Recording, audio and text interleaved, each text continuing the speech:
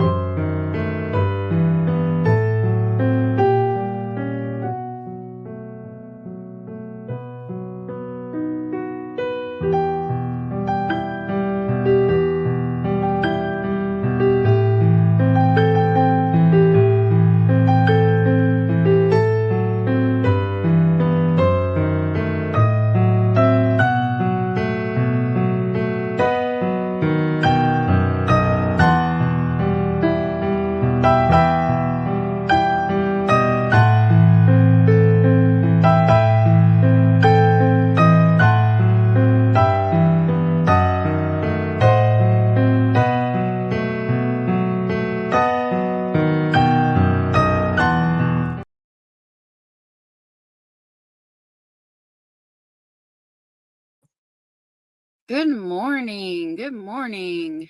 Thank you for the comments. Not sure how I feel about the music for that video. I didn't listen to it all the way through. I just heard the beginning and thought it would be good. I'm not good at picking music for those videos. It's like, what kind of music would you pick for something that serious, I also noticed a lot of kids going missing from Virginia. I'd like to know what the hell's going on up there. So let's start this with student-teacher relations. Yes, Lord. I don't understand this shit.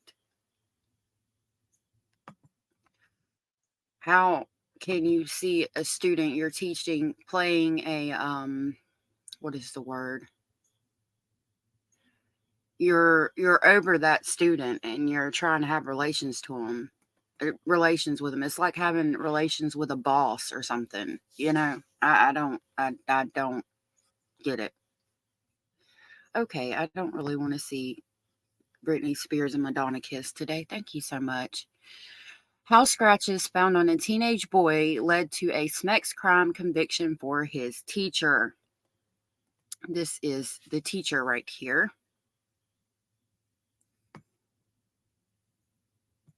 Haley Clifton Carmack, a former high school teacher in Lackey, Missouri, pleaded guilty to felony sexual contact with a student. There's a beautiful woman. I don't understand what the crap you were thinking, ma'am. Lord have mercy. The 16-year-old boy allegedly showed another student photographs of his back lined with scratches. He said his teacher had left the markings after the two had had smacks in the other student's driveway, according to the probable cause statement that led to the teacher's arrest and was obtained by People magazine. On Friday, September 6th, Haley Clifton Carmack, a former high school teacher in Missouri, pleaded guilty to felony sexual contact with a student, per her signed plea order. The January charges, which also initially included a child molestation, statutory rape, and endangering the welfare of a child, were dropped in the plea deal. Give me just a second to let me clear my throat. All right, didn't want to blow y'all's eardrums this morning. Pulaski County prosecuting attorney Kevin S. Hamilton tells People that she faces 4 years behind bars under Missouri's sex offender assessment program for the interactions which took place between November and December of 2023. So, I guess this is since she's been behind bars, wearing stripes, which means you're a felon, usually. It says, Haley Clifton Carmack in her mugshot taken following her extradition to Pulaski County, Missouri. So she done left the damn county. They had to go get her ass and bring her back. Clifton Carmack, who is in her mid-20s, is on house arrest pending her October 11th sentencing. Her lawyer, Charles Theodore Fromm, did not respond to People's request for a comment. I don't know why you thought they would. The student witness told Detective Sergeant Brian Gibbs, per a probable cause statement, that Clifton Carmack, quote, has openly discussed her personal life with the class and stated she has gotten in trouble with the administration for being too close with students. The Lackey School District Superintendent confirmed a private discussion with the teacher regarding her student interactions, per the detective. According to the student informant, the victim had told him that, quote, he was the reason his teacher's divorce was pushed through. Wow, bitch. Wow. Online court records reviewed by People show that Clifton Carmack's husband filed for divorce from her in August 2023. The couple who had a child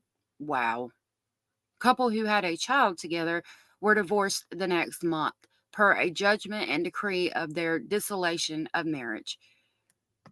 When confronted by the detective on December 8, 2023, quote, Haley handed over her phone with no issues and did not have the normal behavior of someone facing the same accusations, per the detective's statement. Investigators recovered from the phone a conversation between her and the confidential victim discussing their relationship. Furthermore, per the criminal complaint, Clifton Carmack continued contact with the victim until December 23rd, at which point she left the state with roommates, telling the detectives that she had, quote, moved to Texas to live with her family down there. Another witness, whose name was withheld by law enforcement, told Gibbs his parole His probable cause statement. Okay.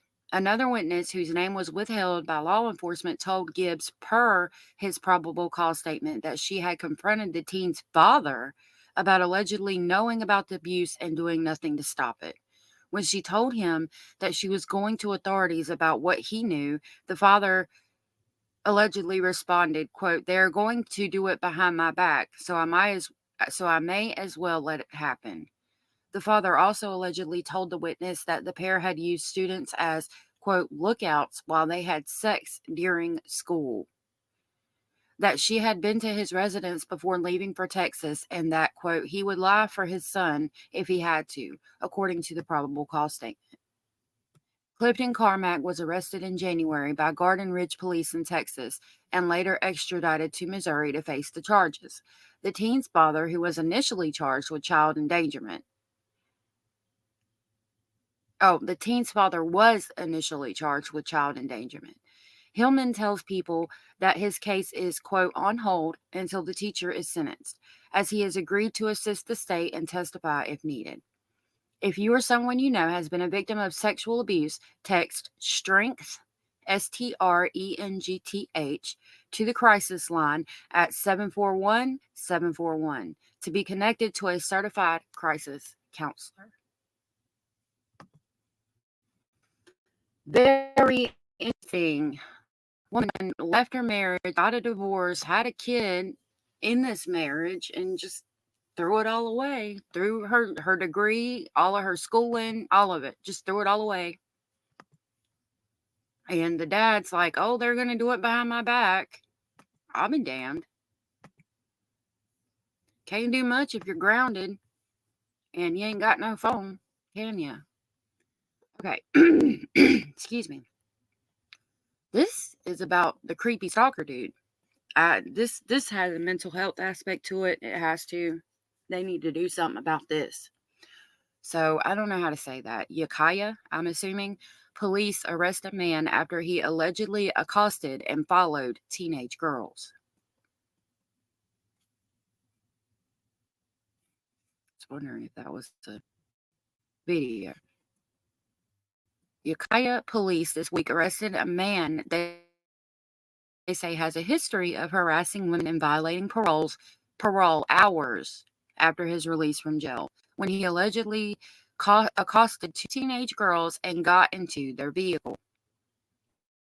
Police said the man, identified as 36-year-old John Hill, who recently moved to Ukiah from Laytonville, poses, quote, a significant danger to our community after taking him back in custody. I would have to fucking agree.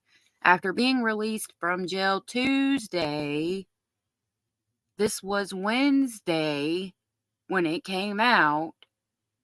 Lord of mercy. After being released from jail Tuesday for an alleged parole violation, when a jogger said he was following her, Hill allegedly accosted two teenage girls and got into their car. Police received a call at 12:13 p.m. on Tuesday. Wow. Less than 2 hours after Hill was released from custody. Good Lord in the morning.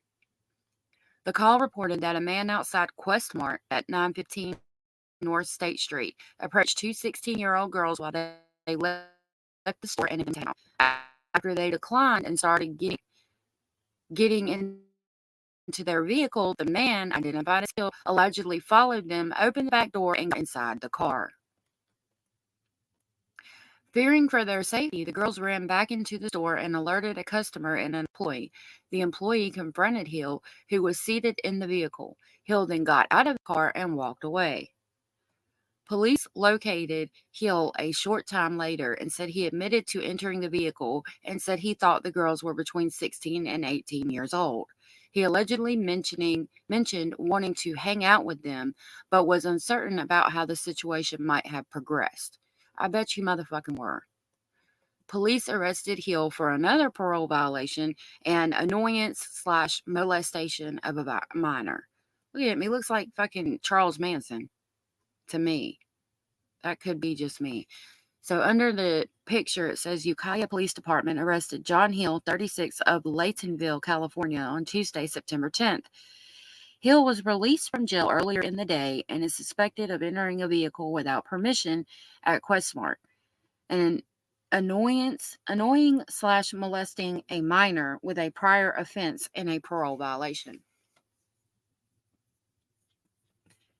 Hill has had multiple interactions with Ukiah police. On March 2nd, officers responded to a distress call from a mother concerning her two daughters, aged 15 and 13, along with their 13-year-old friend. The girls were walking in the 100 block of North Orchard Avenue when Hill allegedly approached them and attempted to engage them under suspicious circumstances. When the girls fled, Hill allegedly chased them until they sought refuge inside a local department store.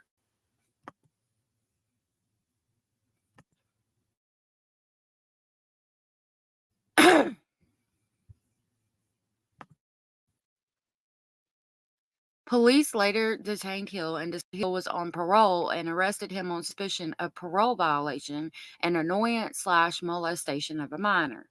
Hill was convicted of both charges and sentenced to 360 days in county jail, 6 months of which he served. Hill was released September 4th. Give me just a second.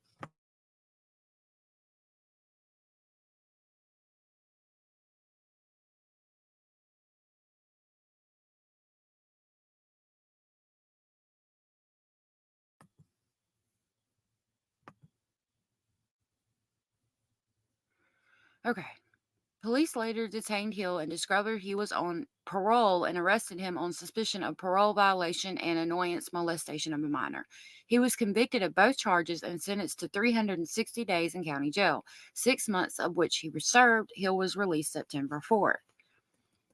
Following his release, police were called to El Mojicante restaurant after a woman reported being followed by a man while jogging. Hill was identified as the suspect, was detained, and allegedly told police he was following the woman but was unsure of his intentions. He was unsure of his intentions, y'all. Hill was again arrested for parole violation. On Monday, police requested that parole agents place an ankle monitor on Hill due to their concerns for public safety, but the request was denied. Imagine the fuck out of that. We urge the community to remain vigilant and report any suspicious activity involving Hill or any other individuals, authorities said in a statement.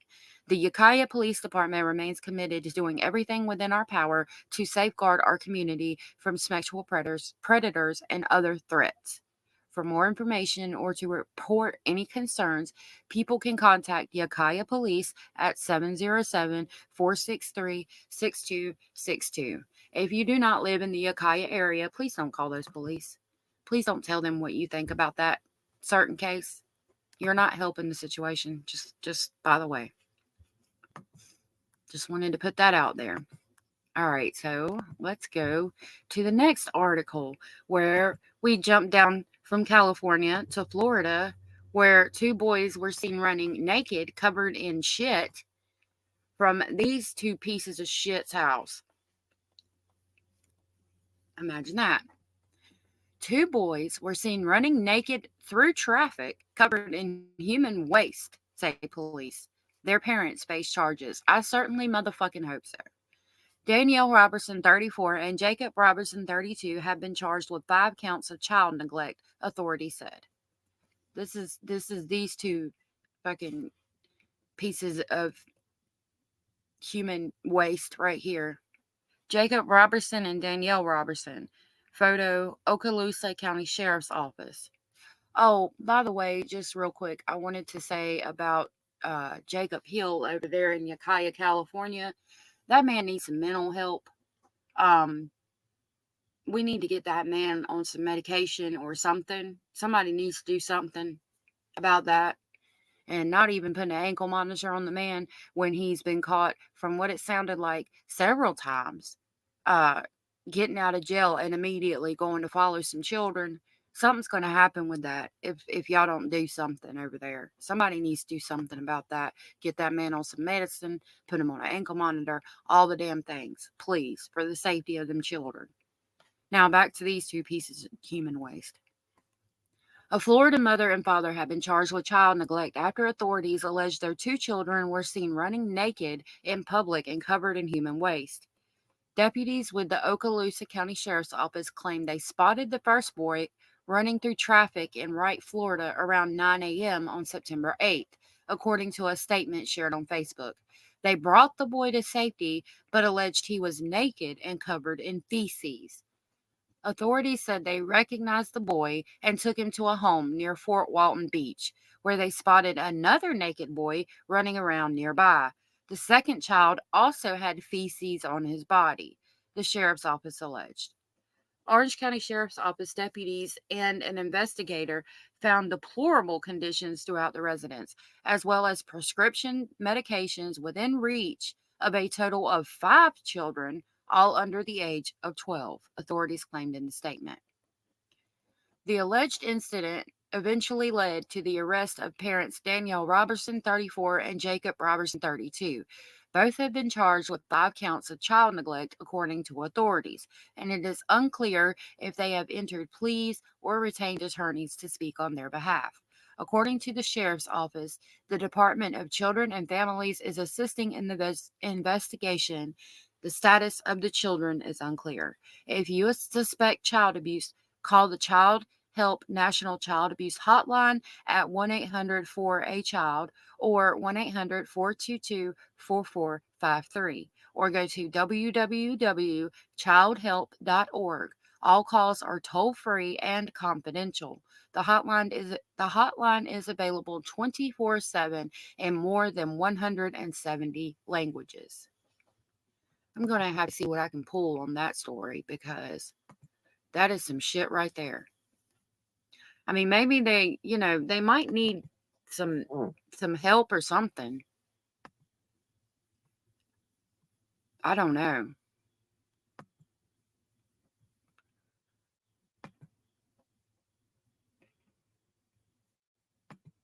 I think they might be like using drugs or need some mental health medications or something. Something. I mean, it sounds to be honest, in my opinion, it sounds like they're on drugs and they got too many children and they're on a bunch of drugs and the whole situation just sounds like shit, literally. Okay, so we've heard about these before. I have. I think this is the boy. Okay, so this is Kate from John and Kate plus 8. This is the boy, I do believe, if I'm not mistaken, that she kept sending away to like boarding schools and boot camps and things because I don't know. I don't know. So let's see what this video has to say. Maybe possibly if it loads. We'll read the headline. Stolen child. My mother became physically aggressive. Multiple times she had zip tied my hands and feet together. You know, my mom always told me nobody would believe me. I was fully isolated from everybody. I had no friends, nobody. I was 100% treated differently. I remember saying that I'm not trying to trick you because I remember thinking that nobody believed me as a kid. Yeah, that's heavy. Damn. Opening up about his childhood for the first time, John and Kate plus 8 star Collin Gosseling has made several shocking allegations against his mother, claiming she isolated him from his 7 siblings, locked him in a basement, and physically and emotionally abused him in an exclusive interview with the U.S. Sun. While millions of viewers tuned in to follow the lives of John and Kate Gosseling, their twins, and their sextuplets, making it one of TLC's highest rated TV shows of the 2000s, brave Collin has now revealed that off-screen there was a horrifically dark side to life in the Gosseling family. It was rough. It was rough. I definitely went through it a lot as a kid from my mother's end. So it was tough.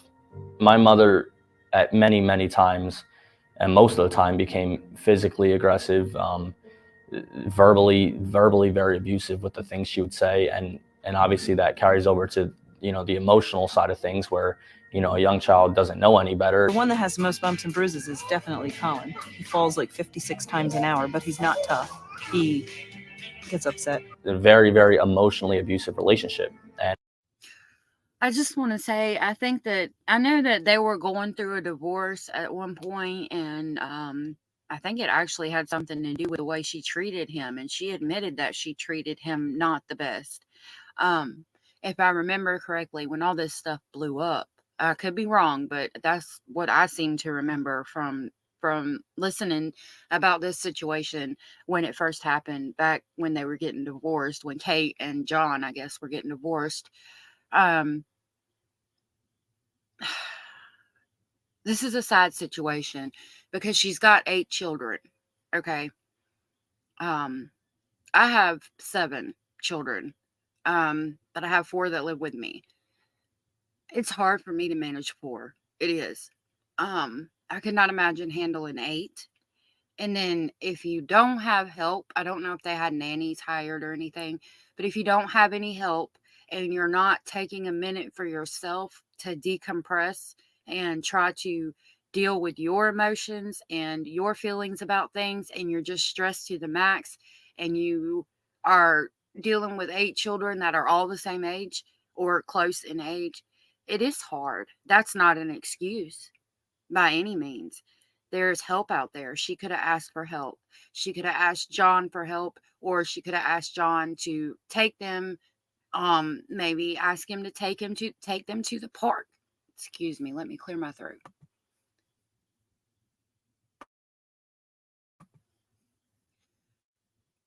Maybe ask him to take them to the park or something.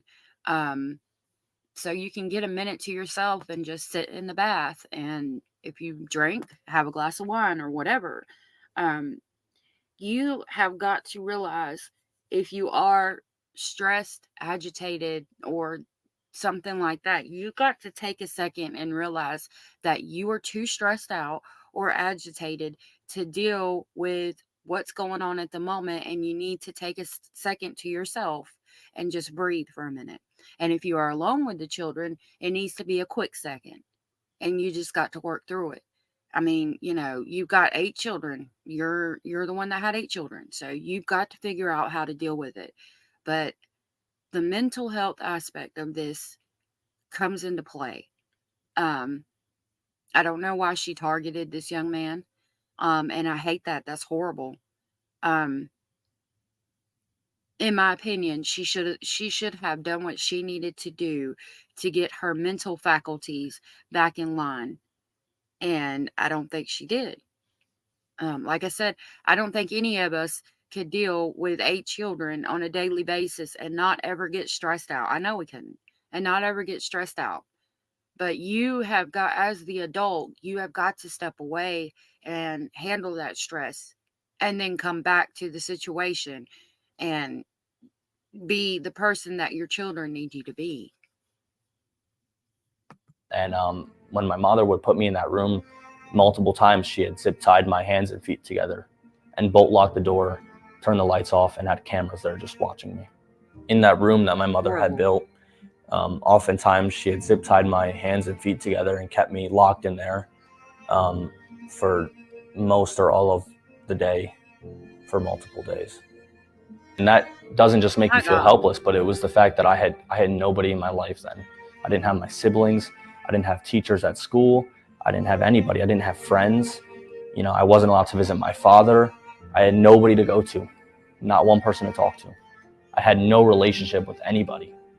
I was fully isolated from everyone.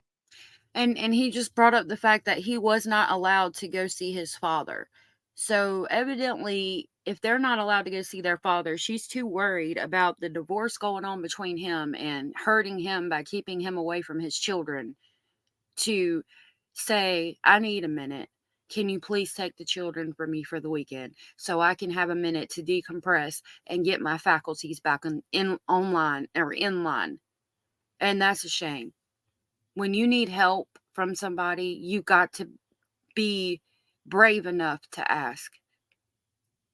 And I hate it when parents are like, "Oh, he's never going to see this kid. He's going to," and I get money every month until they turn 18. A child is not a damn paycheck. That shit pisses me off. A child is not a paycheck, number one.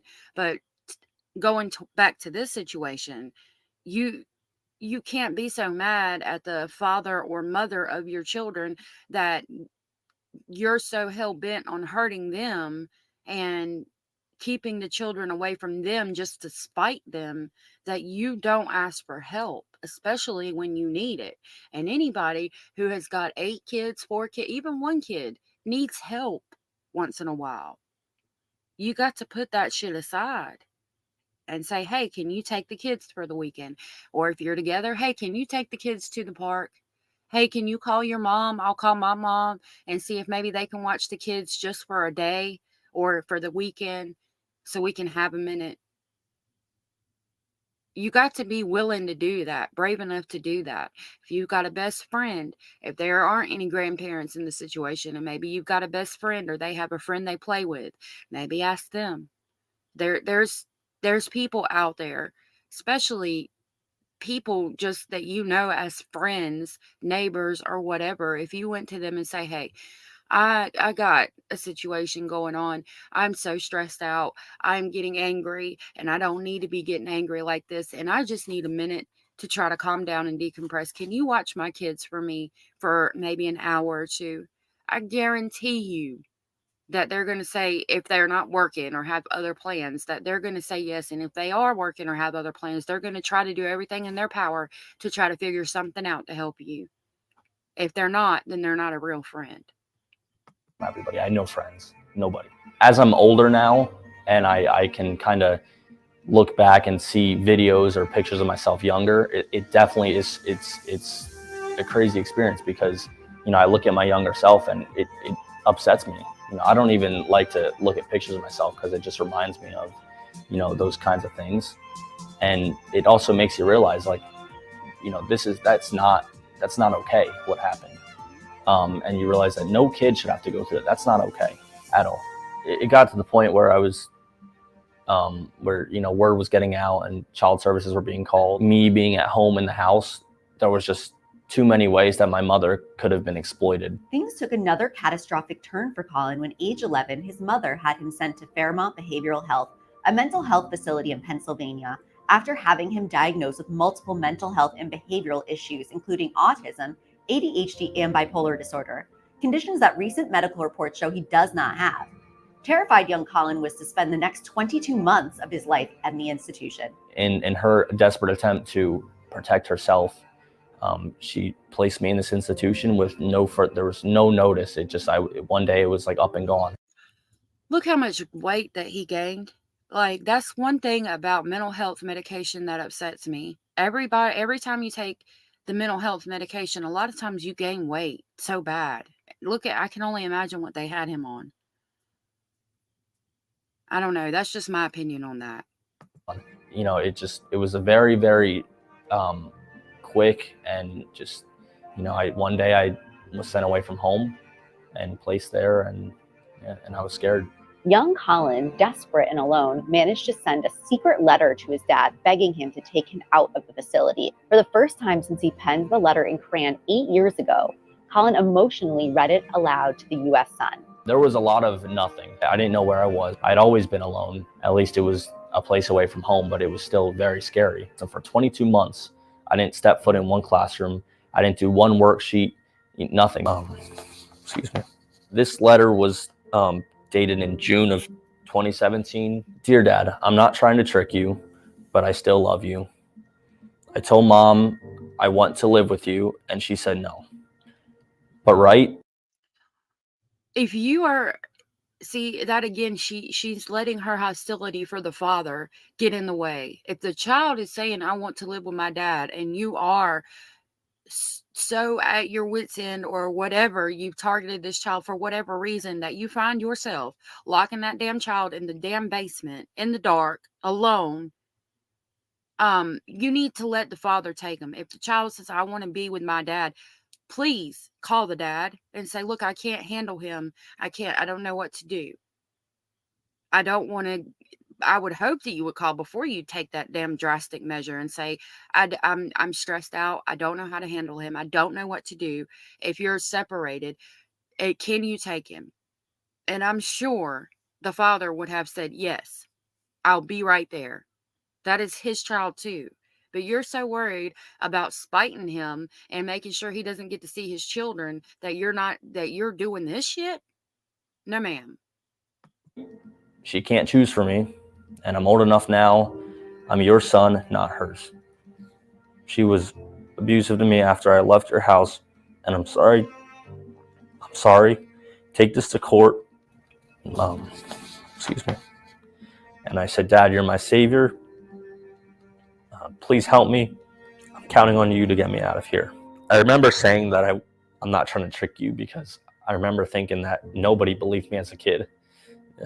You know, my mom always told me nobody would believe me.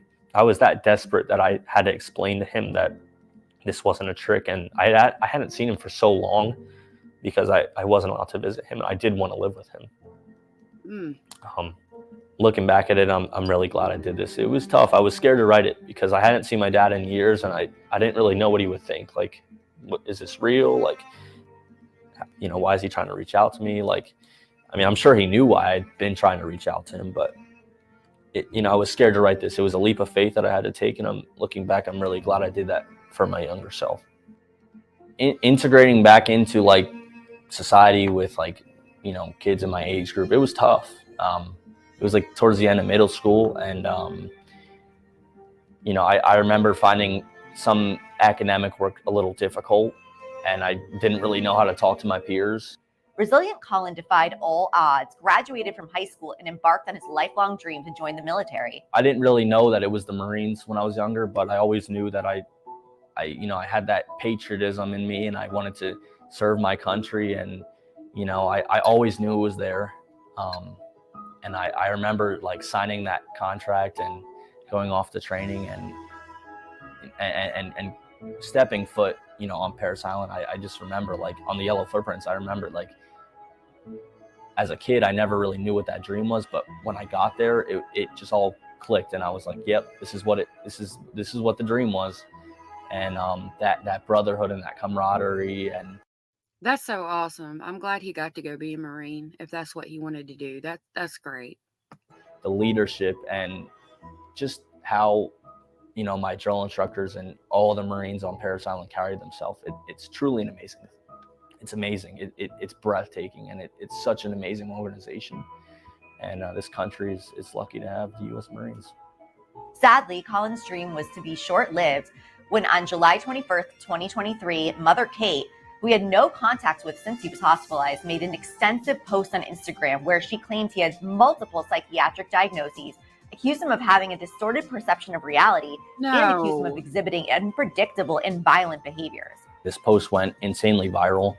And in this post, my mother talks about how I have a large list of diagnoses. I couldn't defend these attacks. I didn't even know what was going on until my friend actually mailed me a picture of this. It got around, and it raised a lot of questions. Things started to get looked through on Parris Island, and what was discovered was that I was in an institution. And from the side of things in the Marine Corps, they, you know, couldn't tell if these claims on social media were true about these diagnoses. They couldn't tell if they were true or not. That ultimately led to my discharge, because I wish that bitch didn't do that, but you have to be honest when you go do something like that. They would have found out eventually that you were in an institution. It's not that hard to figure that out, especially when you're a TV star and it's all over the TV and the news articles.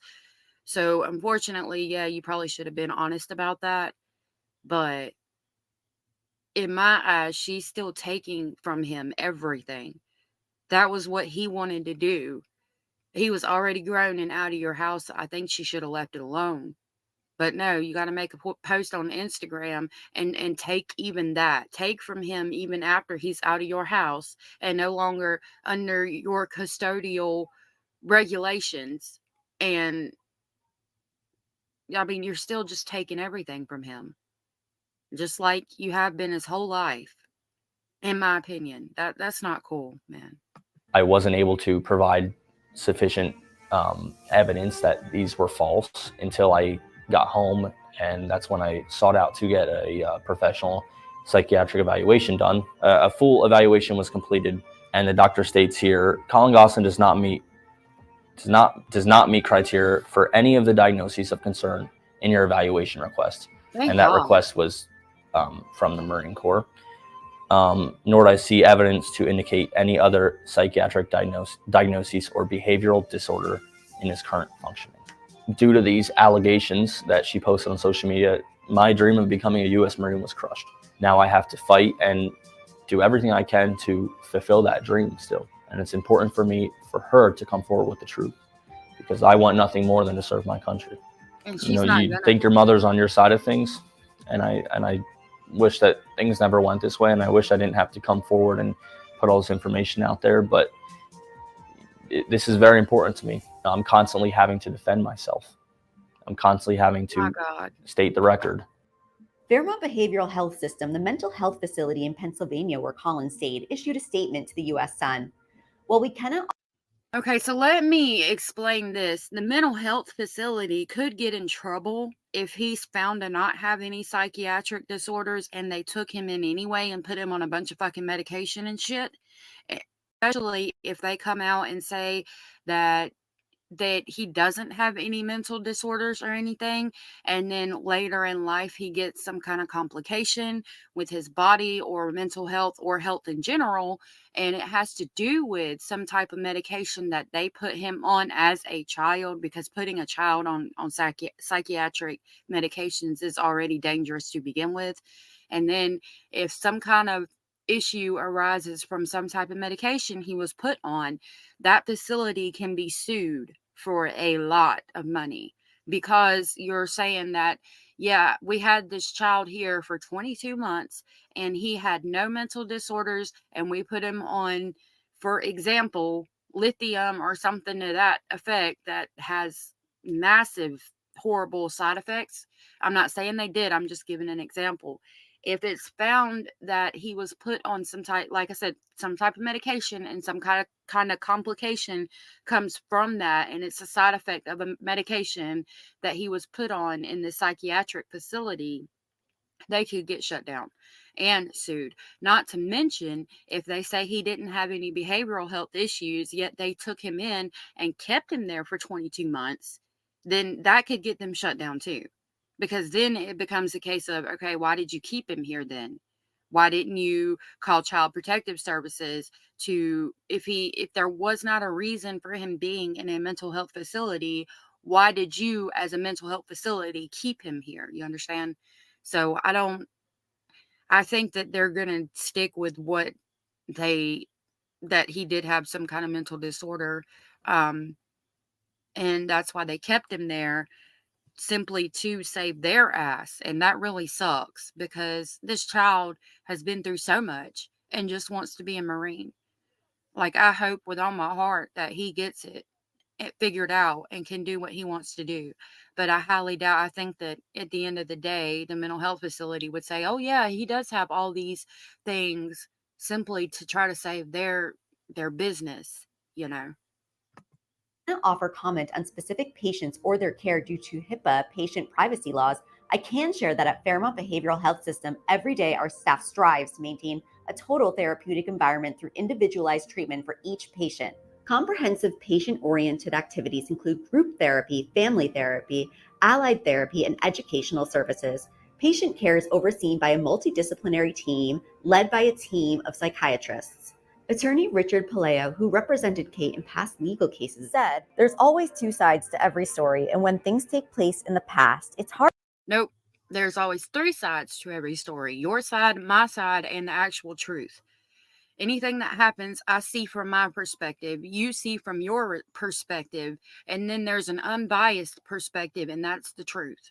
To determine because people have differing recollections and perspectives. However, I can personally attest to this situation as I knew Kate and all 8 of her children since they were small, and I don't believe Kate ever did anything intentionally to harm Collin. Excuse me, what? I think she did whatever she did to protect herself and her family from some of his troubled behavior as a child. That's not to say he's got psychological impairment. I'm not a psychiatrist. However, I think if Kate did the things that Collin is accusing Kate of, she would have been investigated by the authorities and prosecuted.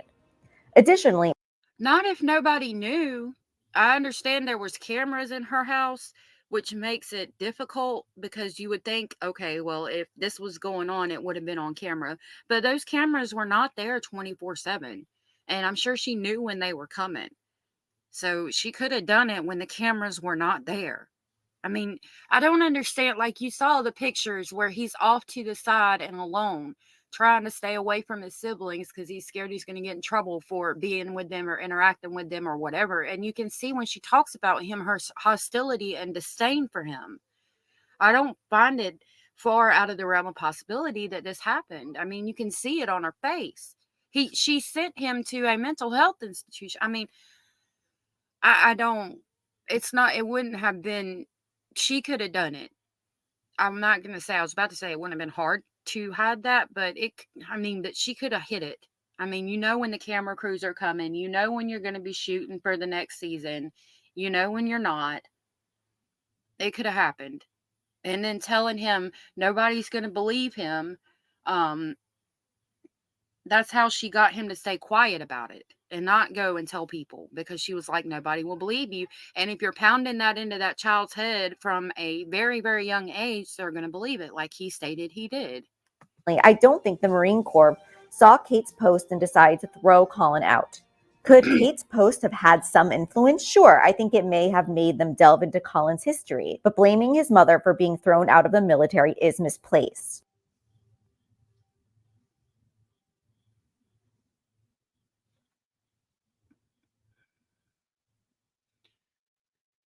Okay, I'm going to read this because it's important. If you or someone you know is affected by any of the issues raised in this story, call or text the number shown below. In the United Kingdom, it's 0808-800-5000, or email help@nspcc.org.uk, or by completing our Report Abuse online form. In the United States, the Child Help National Child Abuse Hotline at 800-422-4453, or live chat at https semicolon front slash www.childhelphotline.org with a slash and a dot behind it. If a child or other person is in immediate danger, contact 911 immediately. So I'm just going to scan through this and see. Yeah, we'll go ahead and read it because it looks like it might have some different things. So Collin Gosseling has revealed the dark side of his childhood away from the cameras of the hit 2000s reality show Jon and Kate Plus 8 in an emotional video interview with the U.S. Sun. The former reality star has made a swath of allegations against mom Kate, who he alleges emotionally and physically abused him as a child, saying he never had a childhood. Collin Gosseling opened up about his difficult childhood in an interview with the U.S. Sun. And this is Kate, I'm assuming, covering his mouth. Like, what the crap is going on here? And you mean to tell me that you, as her attorney, don't think that she abused them? Kate Gosseling pictured restraining a young Collin back in 2010. Lord of mercy.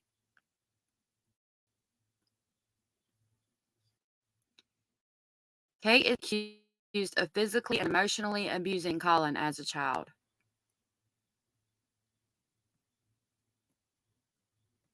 Please come fast. I love you. Help me. Bye. That was the letter that he wrote to his dad.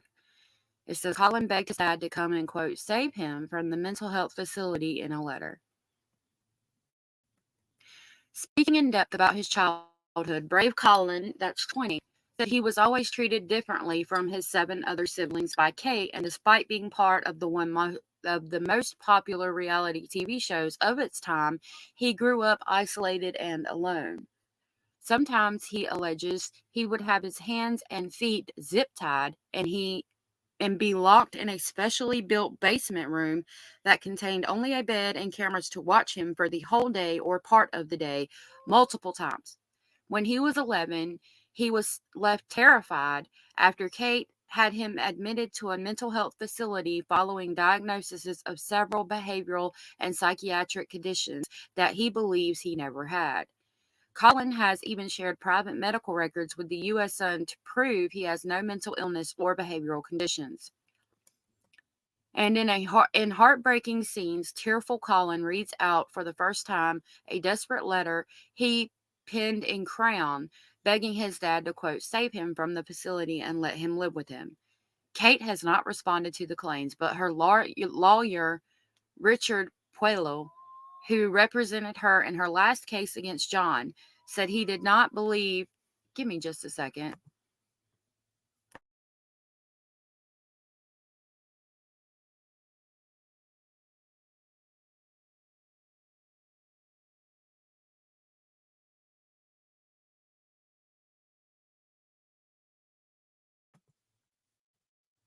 Sorry. Kate has not. Okay. But her lawyer, Richard Puello, who represented her in her last case against John, said he did not believe she'd done anything to, quote, intentionally harm Collin. He added that she did what she did to protect herself and her family from what he alleged was troubled behavior by Collin. Collin's claims are supported by Dad John Gosseling, who said the alleged abuse took place after he and Kate discovered or divorced, and he moved out of their home in Pennsylvania when he had no custody of his sextuplets, Collin, Hannah, Alexis, Aiden, Leah, and Joel, and his twins, Maddie and Kara.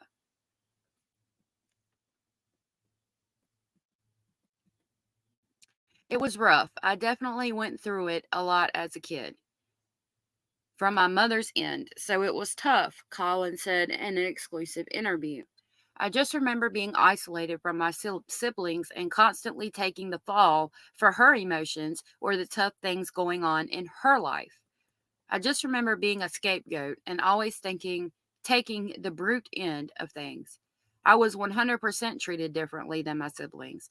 I was isolated and I was taken away from them, and I didn't eat dinners with my family, Collin added. This is a picture when they were young. And I mean, even this is him right here. It looks like she's pushing on his head because you see how his body is like bent. It's like bent at an angle like that, like she's pushing down on him or something. In my opinion, John and Kate Plus 8 was one of the most popular reality TV shows of the early 2000s. Brave Collin opened up about his life away from the cameras in an emotional interview with the U.S. Sun. See, in all the pictures, he's over here alone.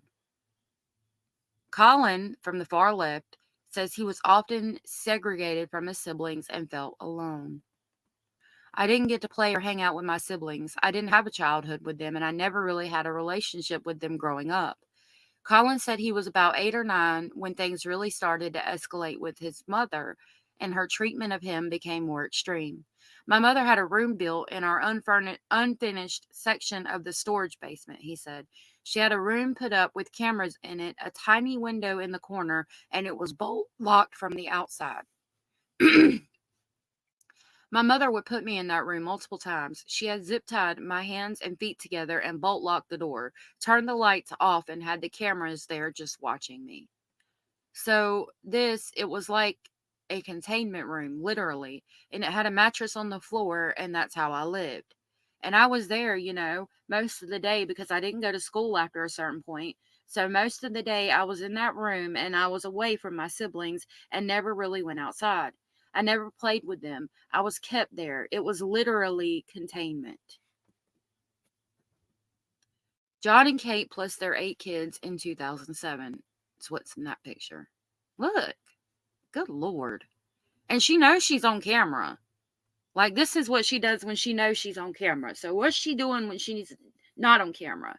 You know what I'm saying? It's not far out of the realm of possibility to think that. Kate disciplining one of her daughters. Collin still finds it hard to talk about his childhood. Medical records submitted as part of John and Kate's custody battle show how Collin reported his mother's alleged abuse to his counselor at the time. My mother, at many, many times, and most of the time, became physically aggressive, verbally very abusive with the things that she would say, Collin said. And obviously, that carries over to the emotional side of things where a young child doesn't know any better. So it was a very, very emotionally abusive relationship.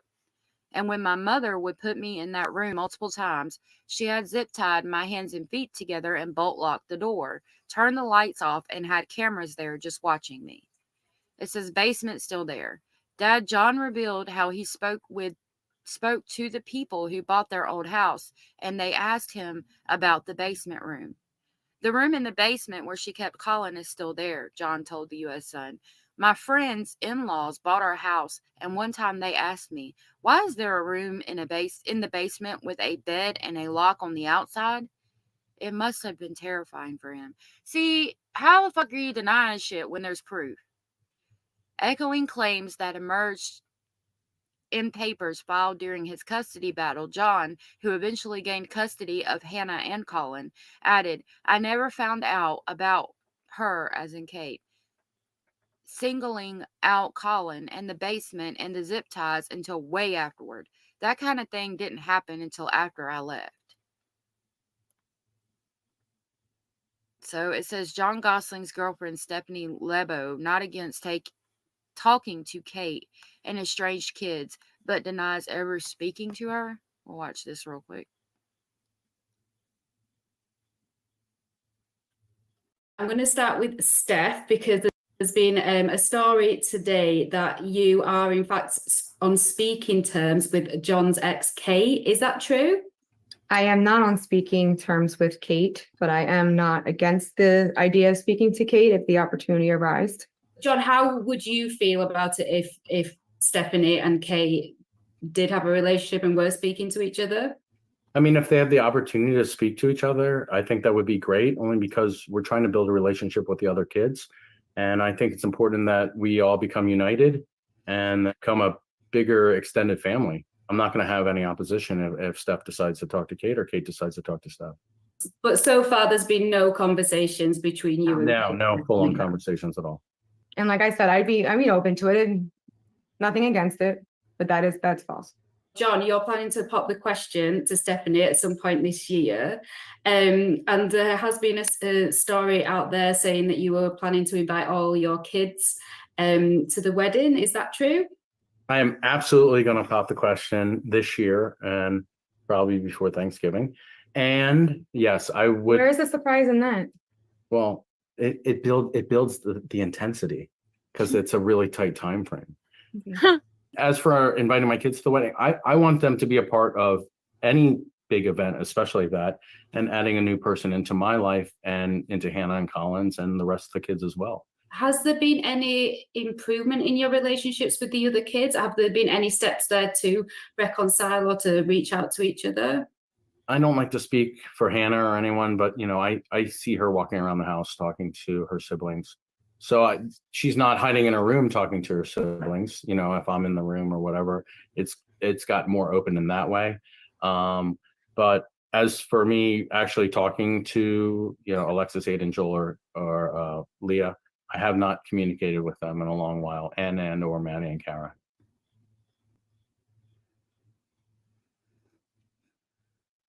Okay. Hold on. Sorry, I was trying to pause it. Okay. It says, I didn't hear about that until Hannah told me about it once I got custody of Hannah. I think once Hannah knew she was safe and not going back to mom's, she felt she could tell me. At that point, Collin was institutionalized.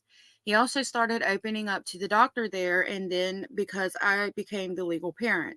Then they started telling me what he was telling the therapist and stuff, and it all matched up with what Hannah had said. One sibling supported Collin's claims. The U.S. Sun reached out to the other sibling and received no response. Collin told how he was removed from school after he started reporting Kate's alleged abuse to teachers. I was telling my teachers things that were going on at home, and after that, I was taken out of school, and I would tell the camera crew, and I would tell a lot of people who were just around a lot what was going on. But my mother did a good job of hiding those things, he said.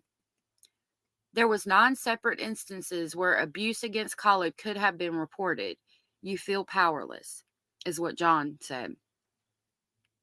What really made the biggest change is when I was taken away from school and when visitation to my father was restricted by my mother and when I was taken away from the camera crew or really any family friends. That's when things really started to change. I had no relationships with anybody. I was fully isolated from everybody. I had no friends, nobody. Dad John has shared several letters he was sent from the Department of Human Services Office of Children, Youth, and Families in Pennsylvania that notified him of reports of abuse against Collin, but stated that they were unfounded. John said the letters made him feel powerless. They would say someone reported that Collin's being abused and we found it unfounded, John said. Look at those letters and look at those unfoundeds. It's such a fucking crock of shit. That's John and Kate with the 8 kids before their 2009 divorce. See, and there's Collin, and it looks like the dad. No, he's up by himself. I thought the dad was like touching him on the back of the neck, trying to show him some affection. Oh, here's the letter. Pennsylvania Department of Human Services. It says, Dear Mr. Jonathan Gosseling Sr.,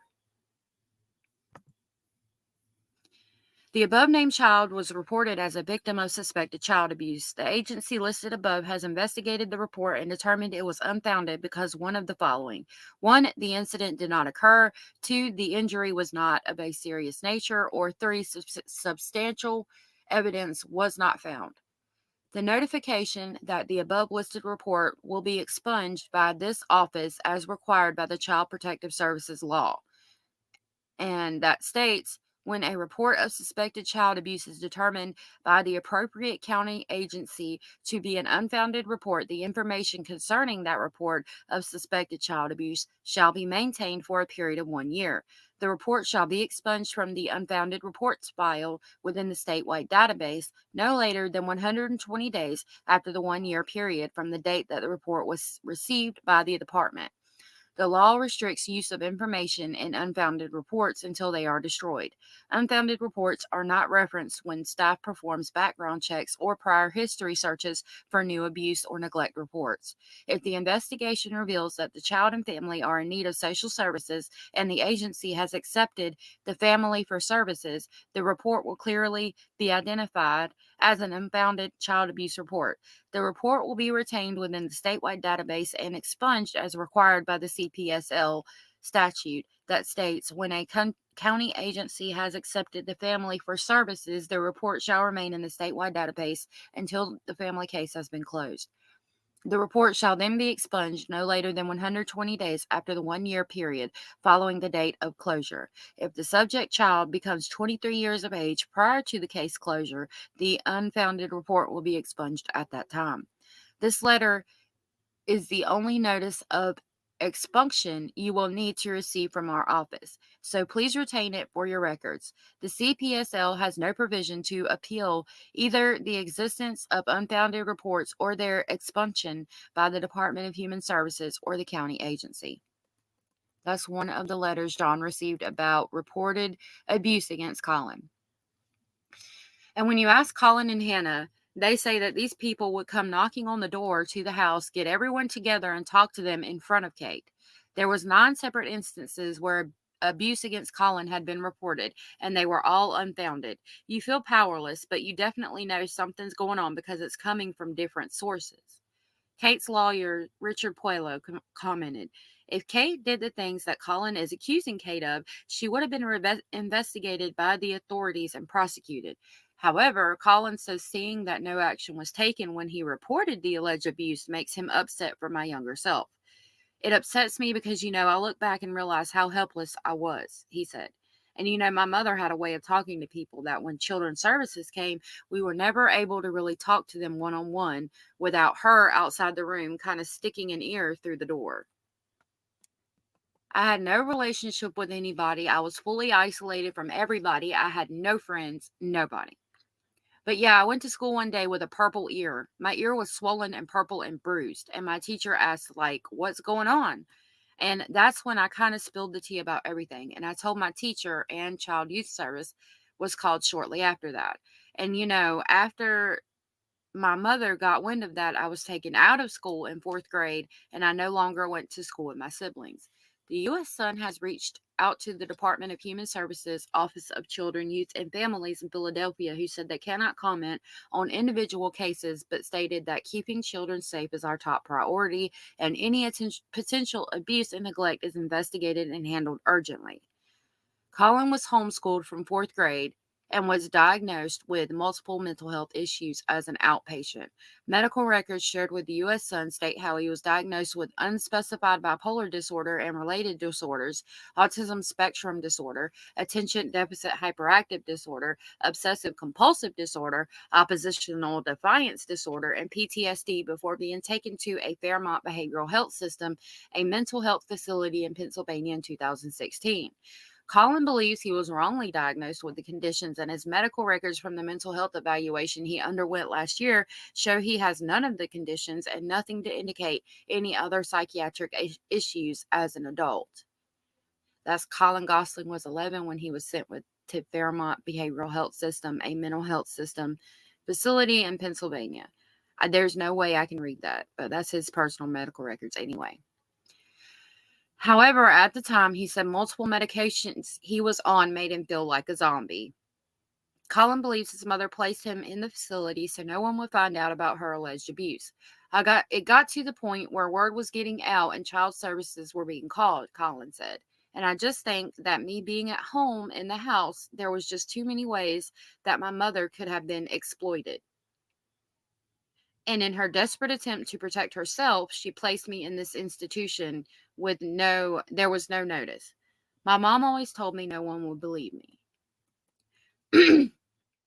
It was just one day, excuse me, it was like up and gone, and I was there for a very long time, and I would see other kids come in and stay there for a small fraction of the time that I was there. It was a very, very quick, and just one day I was sent away from home and placed there, and I was scared. And I didn't even know what was going on. And I was asking questions, and none of my questions were being answered. And, I was very, very, very terrified. Collin added, I had always felt alone at home, so this sounds wrong, but in a way, it was nice to be away from home. He recalled that as lonely as life was in the institution where he ended up staying for 22 months, it was not as bad as home. Not as bad as how my mother was towards me. That's the aerial view of the facility. And there's Collin. Collin at the facility during a visiting day with Sister Hannah after he had managed to contact his dad. Yeah, I think if I remember correctly, the mom didn't even go see him at all. See, look, he's with his dad, and look, all that weight is lost. Because it's them mental health meds. John eventually gained custody of Hannah and Collin. Collin alleges he had no formal education during his time at the facility and described memories of spending days there as just a lot of nothing. Sleep, wake up, eat meals. A spokesperson for the facility said they could not comment on specific patients, but said that at Fairmont Behavioral Health System, every day our staff strives to maintain a total therapeutic environment through individualized treatment for each patient. They added comprehensive patient-oriented activities include group therapy, family therapy, allied therapy, and educational services.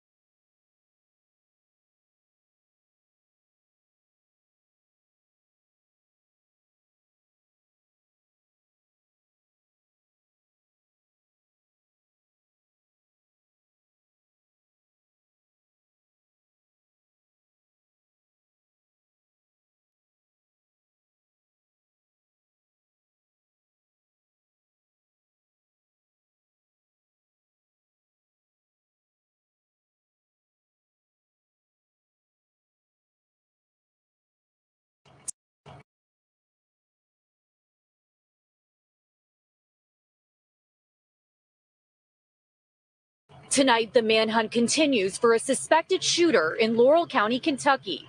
Our goal is to apply steady pressure and wearing Mr. Couch down. According to newly released court documents obtained by NBC News, a woman called 911 30 minutes before the shooting to warn that 32-year-old Joseph Couch had texted her that he was, quote, going to kill a lot of people and then, quote, kill myself. Authorities say Couch bought an AR-15 and 1,000 rounds of ammunition at this store before he drove 8 miles away and allegedly began randomly shooting at cars on the interstate. Officials say Couch served in the Army Reserve. According to the documents, officers began tracking Couch's phone, which led them to his car. Nearby, they found a green Army-style duffel bag with his name on it and several magazines of ammunition. Shayna Lowry says her truck was struck in the gunfire. All I could think about was my children and my significant other, and the real reality that I couldn't be here. Now, dozens of law enforcement agents are scouring the densely wooded area. We'll search until we can find him, until we exhaust all resources. Priya Sridhar, NBC News, London, Kentucky. Get out! What part of violence do you understand? It went from 0 to 60 immediately. Tonight, NFL star Tyreek Hill and his wife are speaking.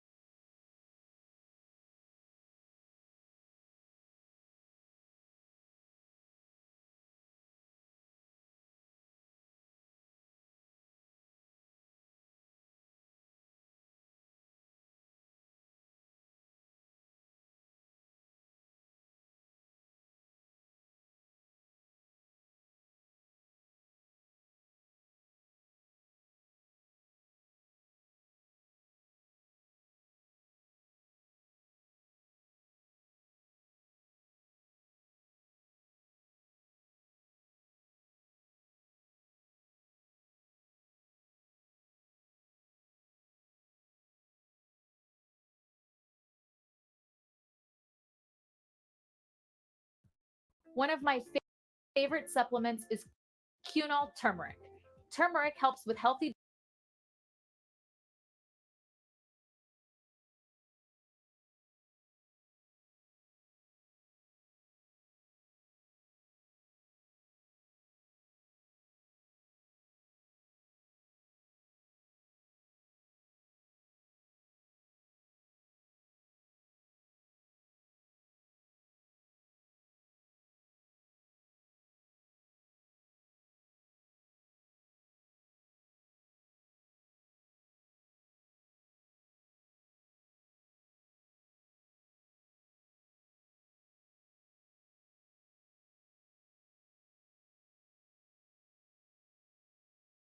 boy was reported missing in February. Tonight, a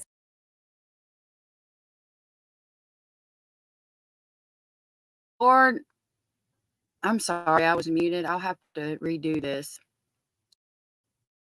So, I was saying the last thing that I said was that Elijah, the people in the area said that the remains, they don't know of any other small child that went missing. And that the neighbors said they didn't know of any other child that went missing wearing only a diaper. So I'm assuming the remains found were small, like a child, and in a diaper. So, dang, I'm going to have to cut all that out that I read. I hope y'all, if anybody's in here, they were able to read it, but we'll see. So I'm going to go ahead and play this.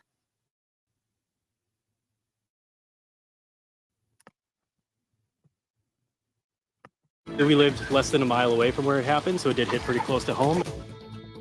A gut punch for neighbors in Two Rivers. Human remains discovered over the weekend near the location where a 3-year-old boy was reported missing in February. Tonight, a statewide Amber Alert for Elijah Vu is still active. Investigators say testing to identify the remains will take time. People living nearby tell our Megan Lee they're awaiting answers and closure for Elijah's family. The community here in Two Rivers is holding its breath tonight as remains were found on Saturday by a hunter. Many asking the question, do these belong to 3-year-old Elijah Vu, who went missing in February?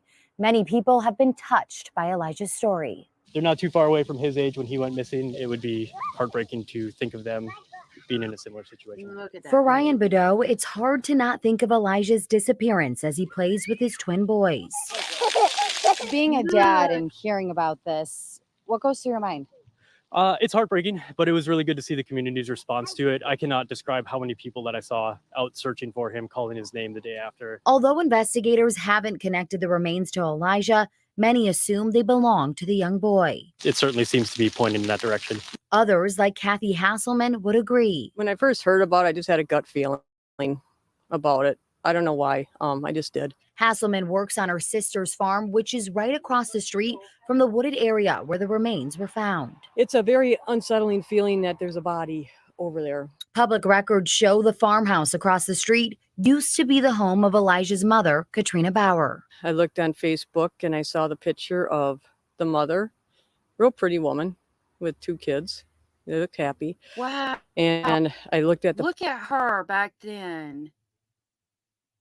Like, she changed so much. And that's Elijah right there. I mean, he had to be one to have her too. How does she look so different in only 1 year? That's got to be drugs. Look how beautiful. the porch. I'm like, oh my God, that's my sister's. For months, the community has searched for Elijah and answers revolving around his disappearance. The thing that I kind of keep coming back to is at this point, we obviously kind of know that he's not safe somewhere. So I'm glad that we at least found something for law enforcement to go off of. The Manitowoc County Sheriff's Office says this DNA testing is a lengthy process, which means the community members will have to wait on closure that many of them so desperately want. In Two Rivers, Megan Lee, TMJ4 News. Definitely a story we'll keep our eye on. Thank you, Megan. So far, no one's been charged in Elijah Vu's disappearance. His mother, Katrina Bauer, is charged with child neglect and obstruction to justice. Her boyfriend, Jesse Vang, is also charged with child neglect. Look at that. And compare it to what we just saw. Oh my God.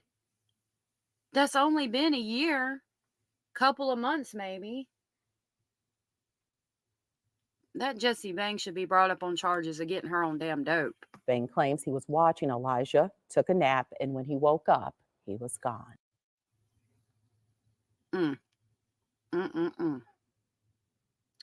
So yeah, the neighbor that they were just interviewing said she didn't know of a child going missing in the area wearing only a diaper. So I'm assuming she knew that the remains were found in a diaper. And then somewhere else they were talking about they don't know of any other missing children in the area. So I'm assuming the remains found are of a missing child. So I'm going to go on the read. Two Rivers, Wisconsin community Rivers and Two Rivers are holding their breath as investigators work to identify human remains that were found by a hunter Saturday. Many wonder who the human remains belong to and if it's connected to 3-year-old Elijah Vu. Elijah went missing back in February. They're not too far away from his age when he went missing. It would be heartbreaking to think of them being in a similar situation. Two Rivers residents Ryan Baudet or Badu explained. And that's the dad we just saw with the two twin boys playing. For Badu, it's not hard to think of Elijah's disappearance as he plays with his twins' boys. And then we saw that video. It's heartbreaking, but it's really good to see. It was really good to see the community's response to it. I cannot describe how many people that I saw out searching for him and calling his name the day after. And we saw nothing about that. Investigators haven't connected the remains to Elijah. However, many assume they belong to young boy. And there's that baby. Look at him. He's so beautiful. It certainly seems to be pointing in that direction, Baldu explained. For months, the community has searched for Elijah and answers. The thing I keep going back to at this point is we obviously know he's not safe somewhere. So I'm glad that we at least found something for law enforcement to go off of, Baldu said. The Manitowoc County Sheriff's Office said the investigation could take some time. The DNA testing is a lengthy process. All right. So I think that's about it for this live. I do appreciate anybody being here and watching the replay. I apologize for being muted. I have children up and I was trying to get them to be quiet and must have forgot that I muted. So it's about 9 o'clock now. We got to go get started on school. Thank you so much for watching the replay. And I hope that everybody has the very best day that they've ever had in their whole entire lives. I hope today you win the lottery, your husband cooks dinner or a wife cooks dinner for you, and your kids all give you letters telling you how much they love you if you have kids. I will be back in the morning, probably around the same time. I think I'm going to start going live at about 7:15. I think that's a better time for me, and that way I can go through the news that happened the day before and throughout the night. Oh, I forgot to cover let me go ahead and do Nik the Hat because I need to I've got that on the thumbnail and I've tagged people in it. So let's go ahead and do that real quick.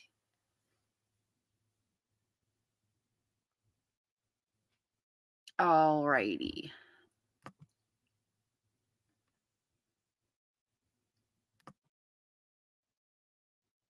So where is that? One fish, two fish, red fish, blue fish. Oh, there it is. I saw, dogs team lied to twice in 2 days amid search for Sebastian Rogers. No additional updates. This was from yesterday. This motherfucking cat in the hat. Motherfucker. Lord have mercy. I hate when my computer does this. Okay. So this is Nik the Hat. I will link him in the description box below. And we're going to go over this real quick.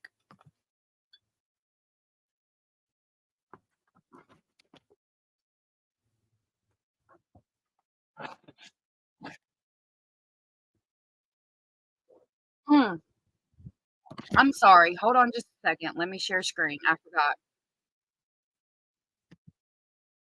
Give me 1 second. Lord have mercy. If my head wasn't attached, I swear I'd lose even that. Hold on.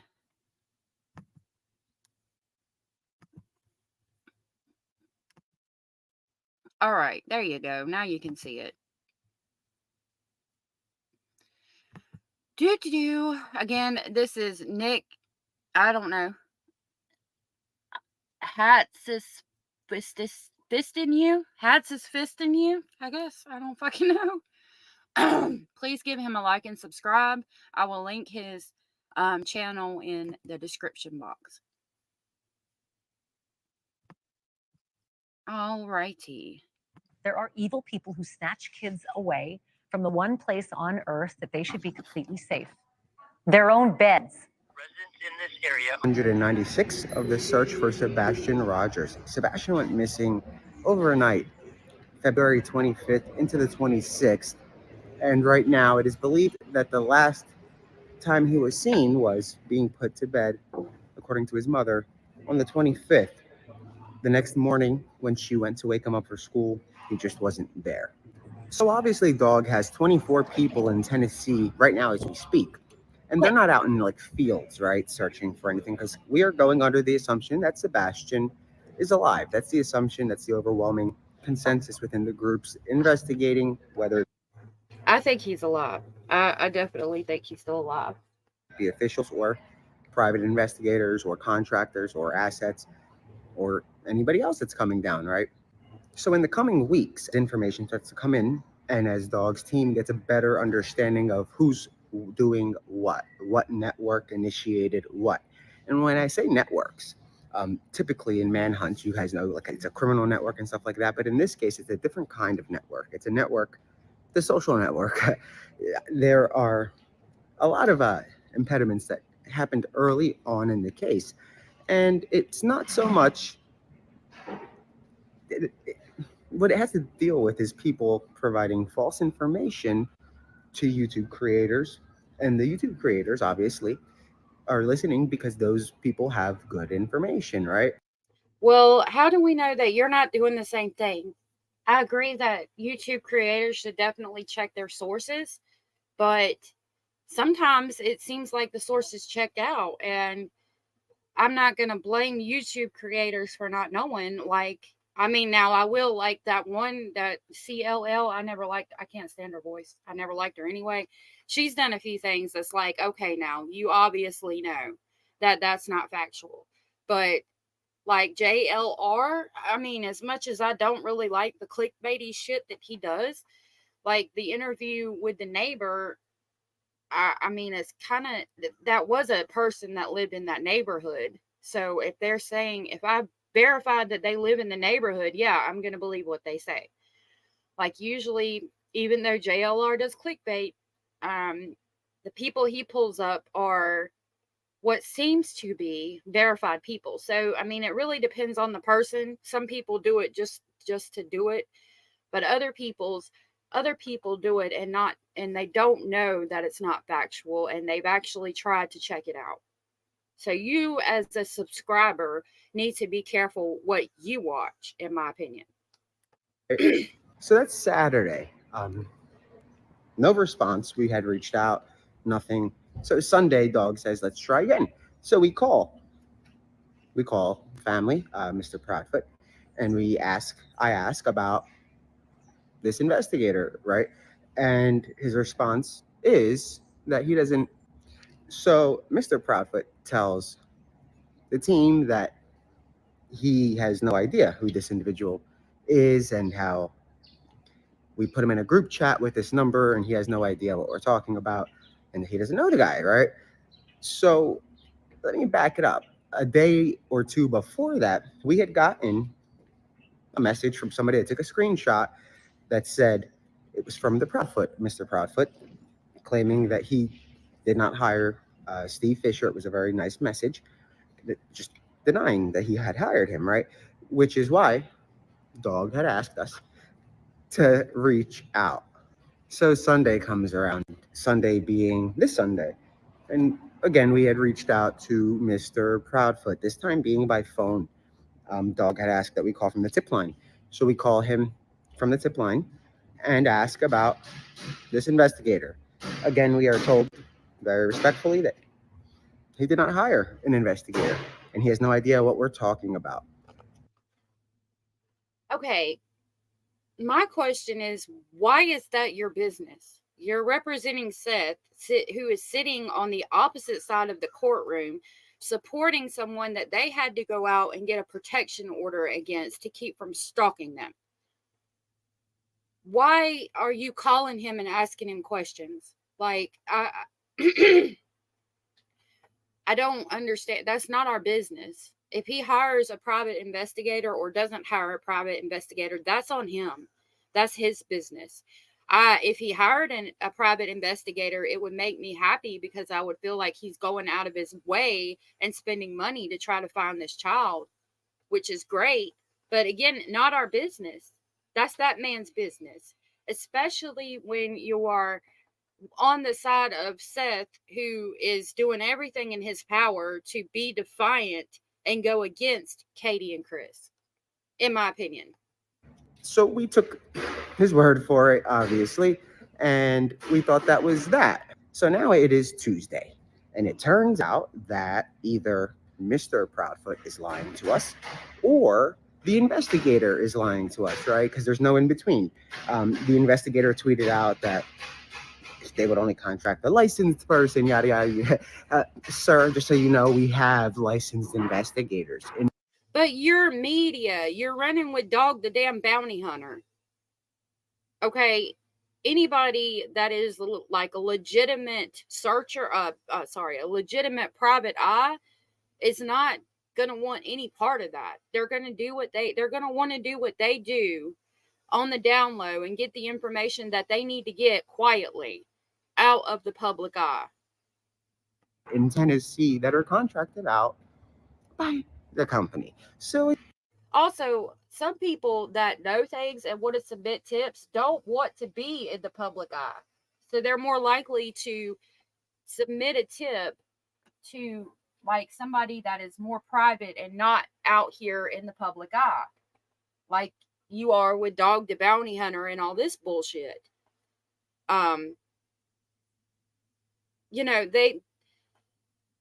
It's best when you move in silence. And Chris Proudfoot and Katie Proudfoot seem to have that figured out.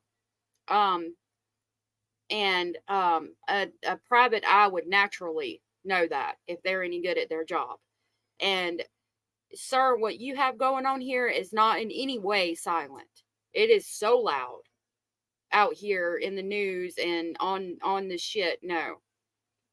They want to move in silence. And if they talk to you, give you any information, they're not going to be able to do that. We took it as originally, we thought maybe somebody had sent us that screenshot to try and get us to put it out there and say, oh, this guy was not hired, so they can debunk it. And then team up. And again, why do you need to know that? You didn't hire him. You're not paying him. So why is it any of your information? You go do your shit and do what you can do to find Sebastian and let that man do what he's going to do to find Sebastian and keep it moving. And say, see, they don't know what they're talking about. That's not the case, guys. We don't post stuff on X and Facebook and YouTube until the time is right. And the time is right now. And that's how we operate. Essentially, again, out in the public, out here on Facebook, out here on YouTube, in the public. And SF Investigates does have a YouTube channel. Okay, but I would assume, I haven't looked at it, I would assume he's not out here posting every single thing that he is doing to try to find Sebastian. We ask a question, and if you answer, and you change your answer, and you make out that we are lying, kind of, so now you have one man who says he was retained. Why would he fly out there if he wasn't being paid? You have the other person who supposedly is paying him saying, I never heard of him. Today, we get called out again, which is funny. And the individual says, that shows how much you know, because I was with Mr. Proudfoot when you guys called yesterday. Interesting. So this is where it gets interesting. If you guys watched the Nancy Grace piece, it was great. And they were on there, Chris, Katie, And they had said that they took a polygraph, and they also agreed, Chris did, to sit down with Nancy and take one. And he said basically something to the effect of, name the time and place and I'll be there, right, guys? So it was on for it to happen. And at that time, there were rumors that he already had taken one from TBI. So those rumors are true. So Katie, Christopher, and Seth did take polygraphs with TBI. Now, the part. Okay, so if they took polygraphs with the TBI, I think we're aware that none of them had anything to do with Sebastian's disappearance. Because if they did, by now, the police would have made an arrest. If they failed those polygraphs, the police would have been able to gather enough evidence in 7 damn months to make an arrest. The part that's not true is Christopher Proudfoot told Nancy Grace that TBI told him he's not allowed to partake in a polygraph. Okay, now about that, you put the man on the spot. So yeah, he probably agreed to it initially. Maybe he thought Nancy Grace is a reputable journalist, and I'm not saying that she's not.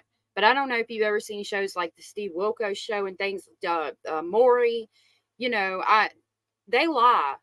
They will lie about a polygraph just to get a better headline. And it might even say that in some kind of paperwork that he was looking over, that they could lie about your results in order to get a better headline. And so taking that into consideration, I wouldn't have taken a polygraph for her either upon further thought. You put the man on the spot when you asked him which was your intention, and he probably looked into it more and decided it was not in his best interest to do that. He had already taken one for the TBI, so why do it again? Right, with Nancy. That is not the case at all, actually. Not only is it common sense that the state, nobody can tell you what you can or can't do, especially when it comes to something like that, but just to get clarity, we ask, and what did they say? No, we would never give such an instruction, and that's silly. So again, it makes you really wonder where this whole circus is coming from, right? Now, when I say circus, I mean people come to town to try to help find Sebastian, and they are met by bullies. Every direction you look, you'll see the bullies, and they kind of try to gang up. But again, it's the little lies along the way that end up putting the pieces together rapidly. We are told that the investigator is not official from the family.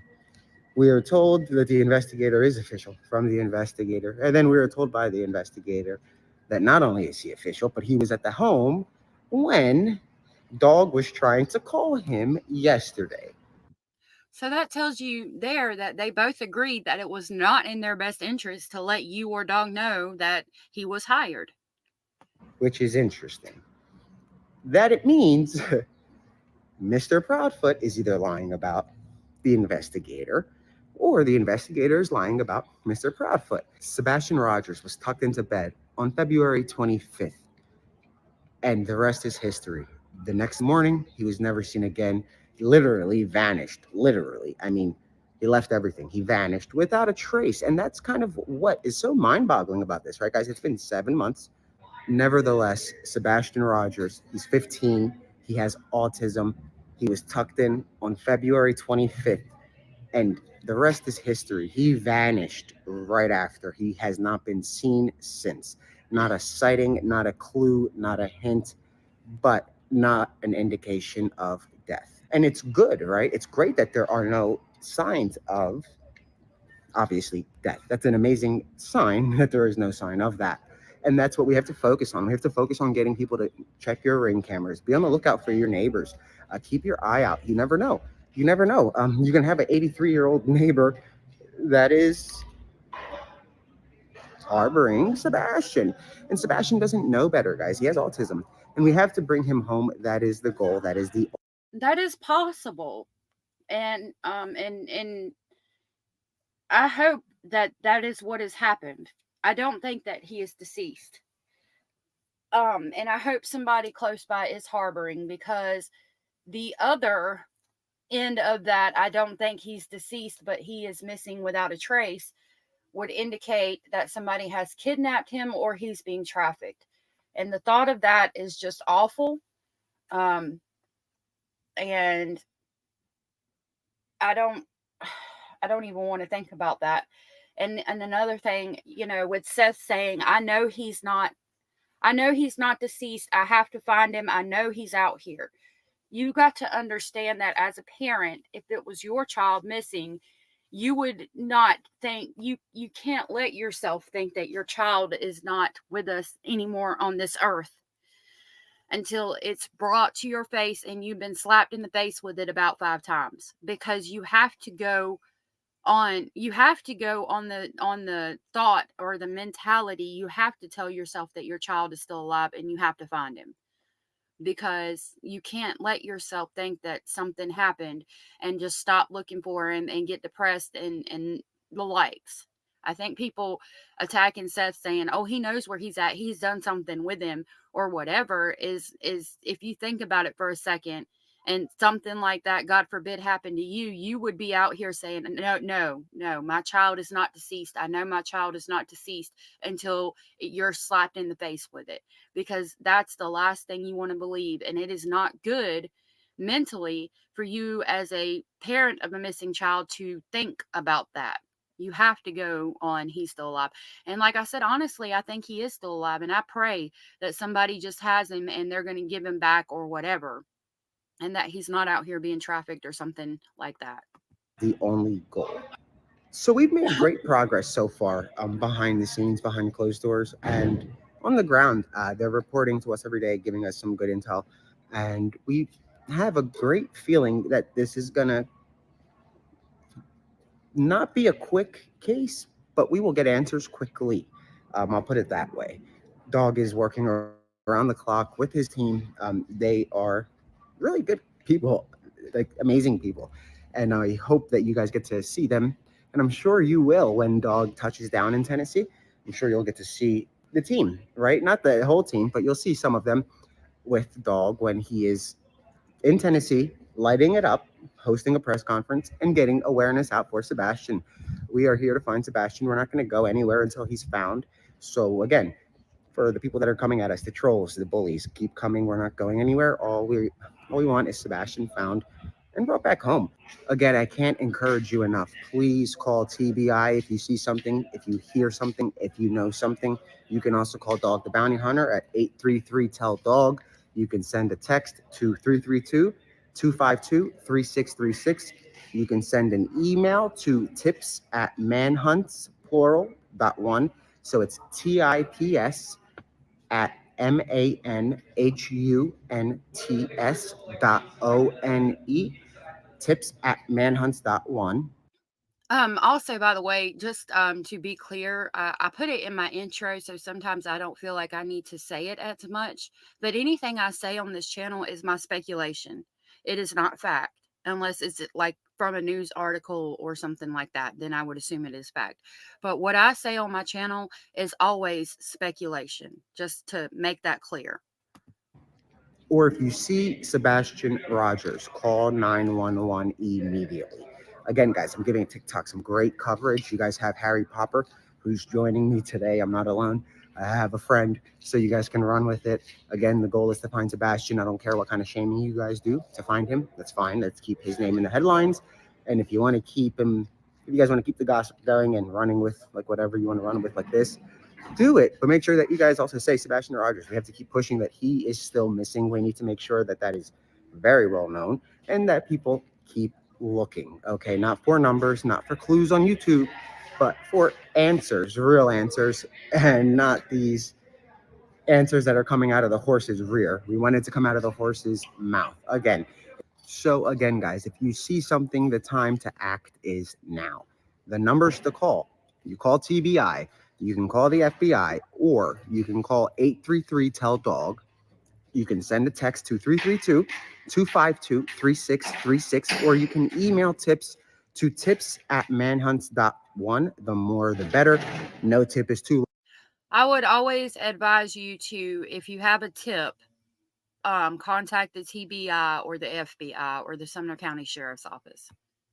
Long. If you have a whole novel, theories, XYZ, send it over. It's going to go through our data center. It's going to be processed, and we will get answers, right? The more information, the better. We will be able to find the discrepancies.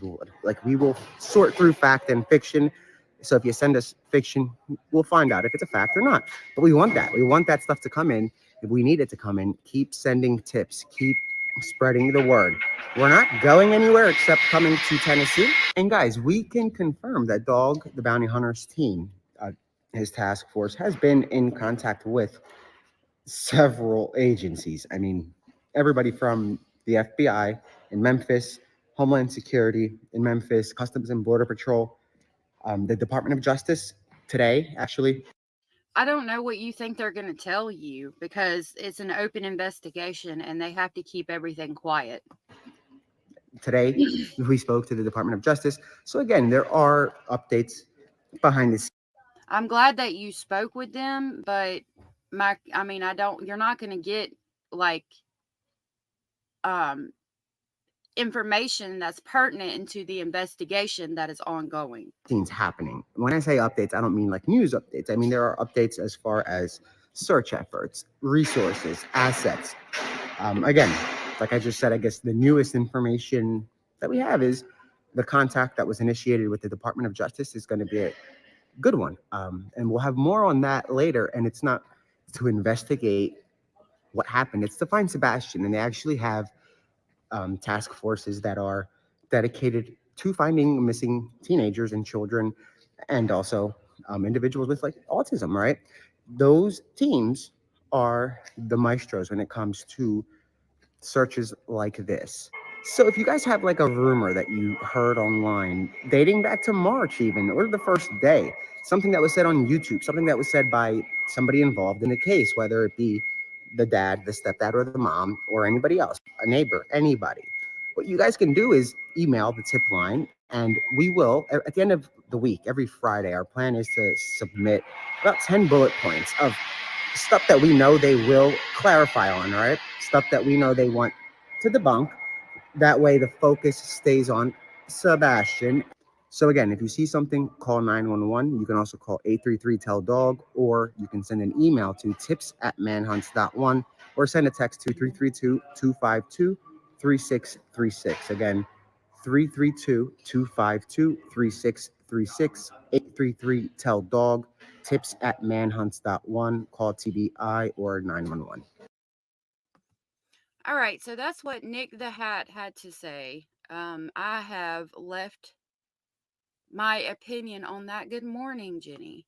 Unfortunately, I'm about to end this stream. But feel free to go back through and watch it. I have been going since about 7:15. Maybe I can change my time to around this time and we can see if we get any people in. But I do appreciate y'all being here. Thank you so much. I hope that today is the best day that you've ever had in your whole entire life. I hope you win the lottery and your kids always tell you how much they love you. I've got to go get mine breakfast and start the school for today. So y'all have a great day. Thank you for being here. Feel free to replay, and I will be back in the morning. Oh, let me exit out of this. Sorry about that. And I'm going to remove myself from the stage now. Y'all have a wonderful day. I'll see you back tomorrow morning.